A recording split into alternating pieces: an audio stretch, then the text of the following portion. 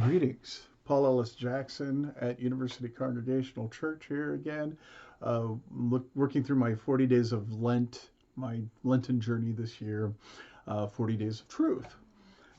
Right now, I want to talk a little bit about Miranda Fricker's book, apologies, Epistemic Injustice, Power, and the Ethics of Knowing.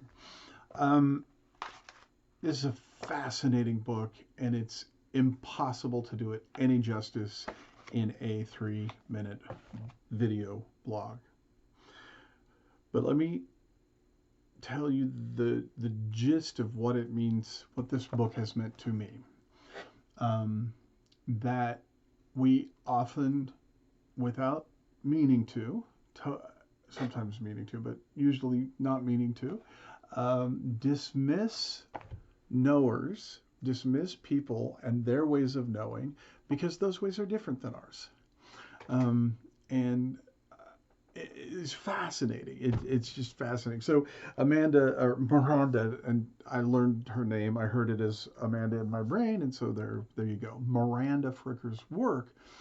In this particular case, she uses the movie The Talented Mr. Ripley to show how clever how a clever sociopath in this case can create a fictive world, but then gaslight the people around him into believing, he says he is who he says he is, simply by the power of his testimony and by, documentary evidence that he creates and just this elaborate life so he leads this double life, which is somebody else's life.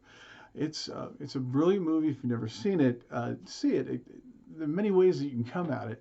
Miranda Fricker comes at it in a neat way when she asks us to look at how oftentimes the female voices, the women in the story, are dismissed simply because they are women.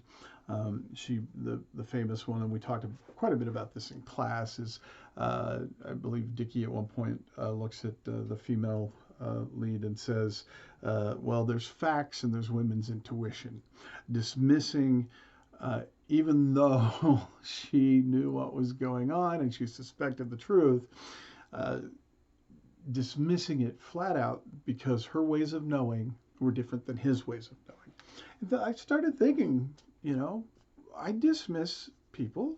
I don't mean to, but it's just, the way my brain works. I can't, the world is so complicated. How do we take the time to sit there and pick apart everybody's truth? So oftentimes we just reflexively dismiss someone else's truth. And that's an epistemic injustice.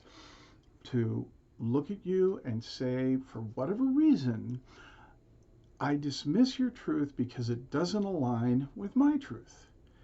And we need to, as followers of Jesus, who claim to be in the world in a different way, who claim to resist the ways of Rome and of empire, really need to take the time to listen to other people's truths and to recognize that just because their truth isn't your truth might not make it invalid or might not make it less valid than yours.